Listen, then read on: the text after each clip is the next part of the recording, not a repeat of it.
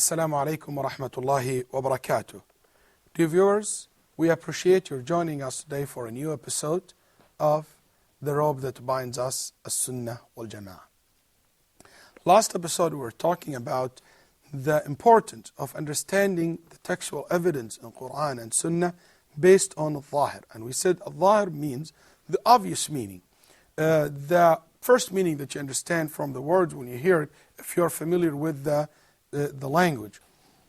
And we said this is the nature of the Arabic language, and I believe any language, this is the way people communicate with each other, that usually I understand the obvious meaning that which comes to my mind when I hear your statement or when I hear you talking.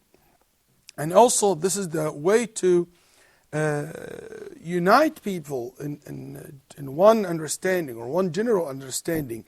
Because if we said the obvious meaning is not intent, there is other hidden meaning in the words, that will open the door for everybody to come with his own interpretation to the word or his own understanding, and that will lead to confusion. That will lead to confusion because my people come with things which contradict each other.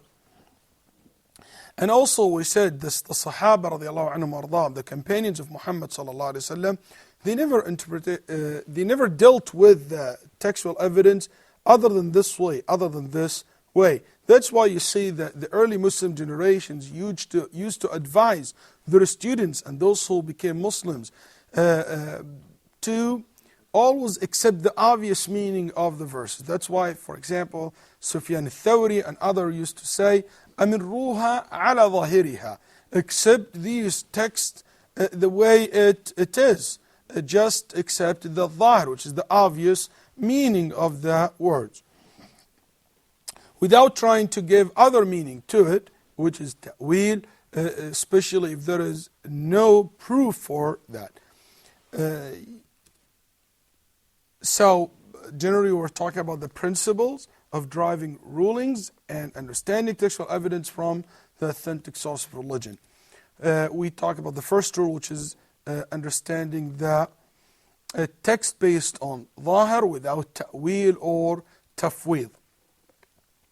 And we said that al-zahir means the obvious meaning, al-ta'wil to give another meaning to the text, and al-tafwid to believe that the meanings of the words are unknown to us.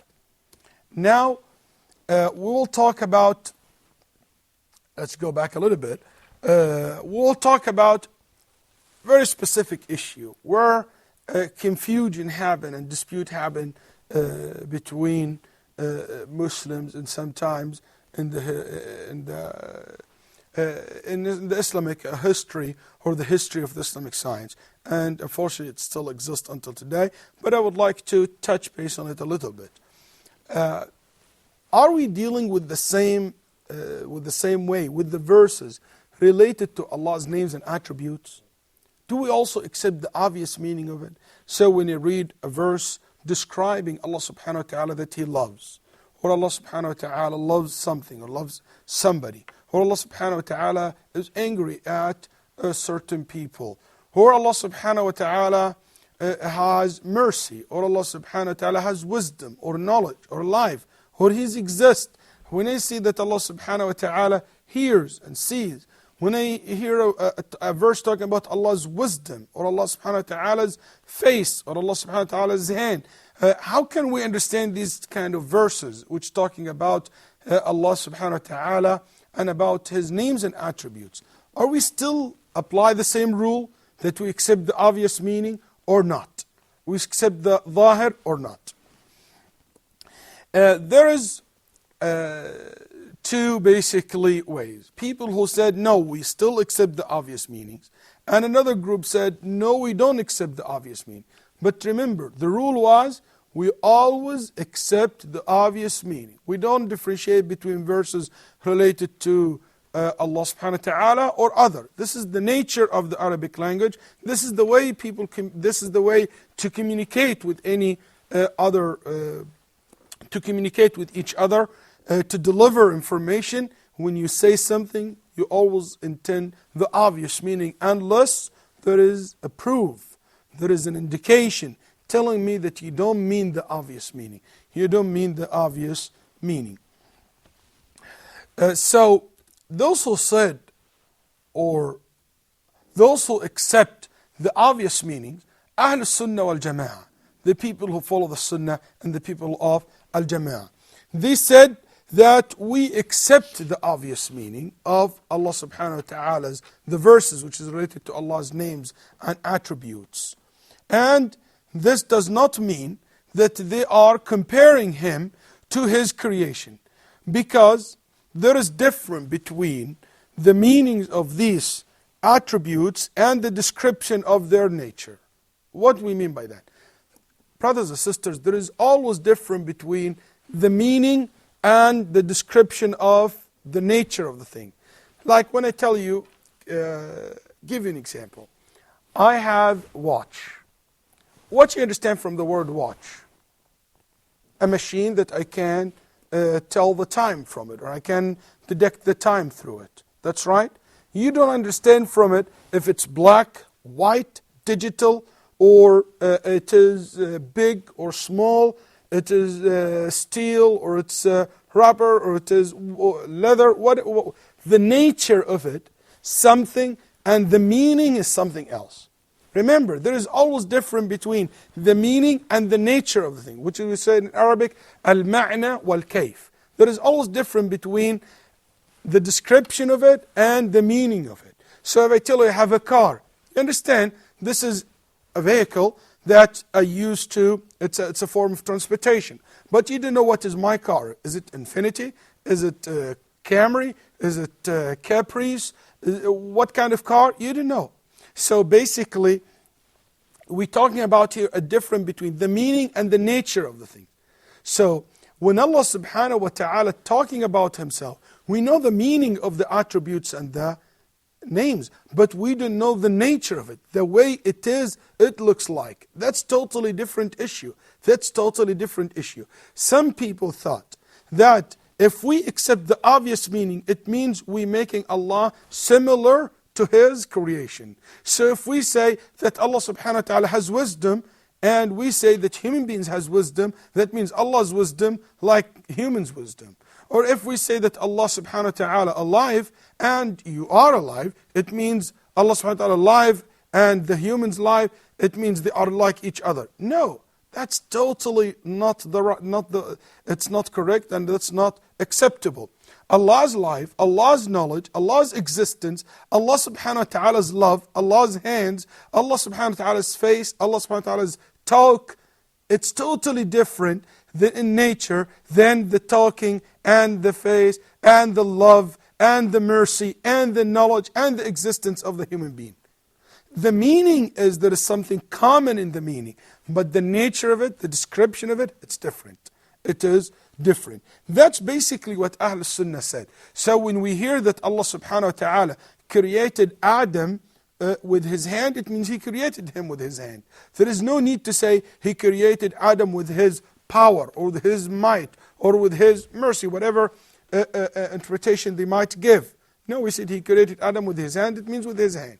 There is no need to look for another meaning to the verse. That's what we say, al-zahir. That's what we accept, al-zahir. Unfortunately, there is another group also said we accept the obvious meaning. We call them, they've been called al-mumathila. Al-mumathila.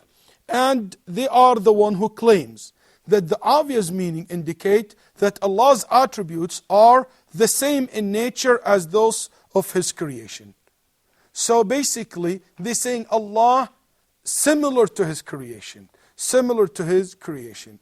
A'udhu billah. And this is absolutely not acceptable. Actually, this is a form of kufr, disbelief to believe that Allah similar to His creation in nature, that His hand like hands of human beings, or His face like the face of the human being, His mercy like the mercy of human beings, or He has His knowledge similar to the knowledge of the human being. No, this is absolutely not correct, not acceptable. Because the obvious meaning is different than what they claim. When you attribute a characteristic to something, the attribute is defined by the specific nature of the one it is attributed to. If I say white, the color white, this is white. The paper is white, and snow is white. And this person, you might say this is, my hand is white, or somebody is white, another person is white. And the screen here, there is white. The light that you see is white. But you see, there is a big difference between the level of white from one item to another, from one item to another. If I tell you I have a hand, or I have a power, and the elephant has a power, and also there is power in the electricity, and there is power in the line. This power different from one to another. So that's why you cannot say that every attribute is exactly similar to the other, regardless where you contributed or attributed to. So what we're saying is, the attribute is defined by the specific nature of the one it attributed to. So if you're talking about Allah subhanahu wa ta'ala's existence, is different than my existence and your existence and the existence of the whole creation. Because we were exist and one time we were not exist. But Allah subhanahu wa ta'ala's existence been there all the time. We talk about Allah's life. Allah subhanahu wa ta'ala's life has no start point. But our life has a start point. And there is a time we are going to die. But Allah's life is not like that. Allah subhanahu wa ta'ala's voice, as the Prophet ﷺ said, that Allah said, that Allah when He speaks in the Day of Judgment, the people who are close to Allah will hear Him in the same way those who are very far away from Allah subhanahu wa ta'ala. This is different than the nature of our voices. That the people who are close, they can hear me more clear than the people who are very far away, because when my voice travel longer distance, it became weaker. So the nature of Allah's attributes different than the nature of our attributes.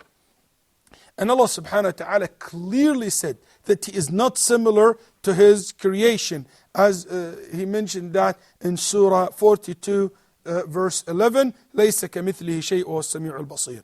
And Allah subhanahu wa ta'ala said also, وَلَمْ يَكُنْ لَهُ كُفُوًا أَحَدٌ. And none is like Him. None is like Him. Yani nobody has the same nature of Allah subhanahu wa ta'ala's attributes.